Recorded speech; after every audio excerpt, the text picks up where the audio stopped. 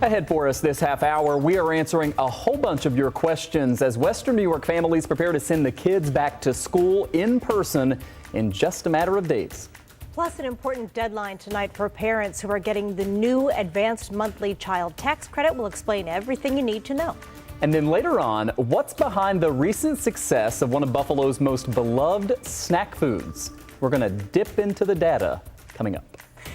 And we thank you for joining us for our Monday Town Hall. And we're going to devote quite a bit of time today to back to school with a lot of outstanding issues out there as we count down to the first day of class. Yeah, in a moment, we'll talk live with a local superintendent. First, though, the controversy surrounding the mask mandate and at least one local school saying it will not require face coverings, leaving that decision up to parents. And we'll show you the letter that was sent out by the principal of Christian Central Academy in Williamsville.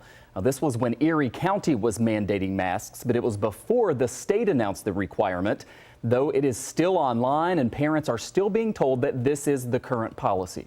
And the letter says, in part, quote, CCA's stance remains that masking is a decision to be left to parents.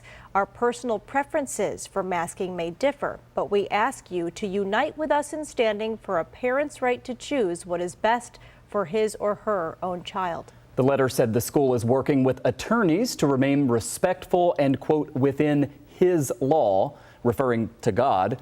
A short time ago, we talked with Leslie Silva. She's a partner with Tully Rinke and specializes in education law. And she said flat out, this is a losing case, even though this school is private and parochial. There was the Roman Catholic Diocese case versus Cuomo, earlier on in the pandemic, and they did successfully challenge one of the restrictions during COVID, but the restriction that they challenged was, specifically referenced religious gatherings. And so obviously you can't do that. But when you have a neutral and general mandate for public health and safety, I don't see how this school has any grounds to challenge it. And she pointed to a case that went all the way to the U.S. Supreme Court upholding vaccine mandates for colleges. And she said that same rationale would apply here with masks in schools, with the precedent coming from a case before the High Court back in 1905. Yeah, it's been a while since that one. We asked Leslie if the strategy here might just be to make a point. And even if you're inevitably going to lose in court, that wouldn't happen right away. It could be a strategy. The problem there is that they're going to be subject to fines. It says $1,000 per violation. So for every child or every teacher potentially or a staff member not wearing a mask, that's $1,000 a pop. Is that per day that they violated? That could rack up to an enormous amount. I would certainly want to do like a cost benefit analysis, to see if this is really worth it. I don't think it would be. I wouldn't advise a client to do it. But there are lots of challenges right now going up to all different levels of the court when it comes to the different mandates and regulations, whether it's masks or vaccines, and we're not just seeing that in New York, we're seeing it all over the country. So it may be that this school wants to put their hat in the ring and see if maybe they can make a challenge that would be successful. I just don't think that they will be. Leslie says the way that this will likely play out is that any school that doesn't require masks would be, the state would send them a notice of violation first, and then they would start with the fines after that. Yeah, there could be an administrative appeal process, and then it would likely go to the courts. So this could take a while to work out. Of course, we'll keep you posted. Yeah, in the meantime, we did reach out to the school. We left voice messages and emails today asking about the policy. We have not yet heard back. We are going to continue the back to school conversation now and talk about other last minute preparations for districts. And joining us live right now is Michael Cornell. He's superintendent for Hamburg Schools and also serves as president of the Buffalo Niagara Superintendents Association. We know it's a busy time, so we certainly appreciate your time tonight. Happy to be here. So we are getting close to the start of school. We know that people have a lot of questions about a whole lot of things. We could probably talk about this for hours, but let me ask you about that state requirement on masks and also how public schools in our area are doing just in terms of their preparation work right now. Well, on masks, it's the priority of school superintendents to ensure that we have 180 days of in-person learning this year. It's something we haven't done since the 2018-2019 school year. So as far as we're concerned, it's about being all in for 180 days.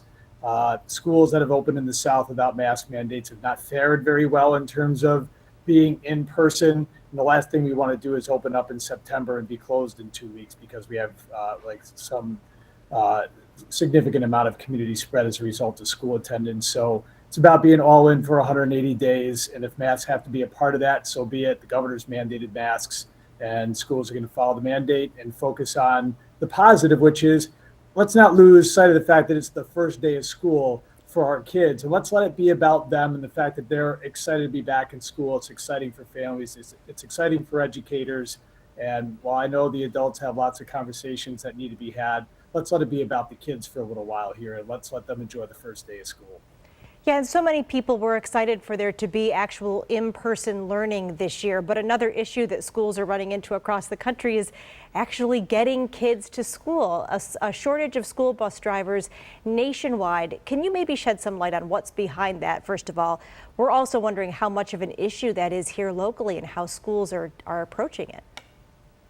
You know, I think school districts have been innovative in their approach to attracting folks to come not only to work as bus drivers, but we have all kinds of open positions in our school districts that we want to attract great people to. So, you know, I think school leaders are doing a great job of finding people to drive the buses.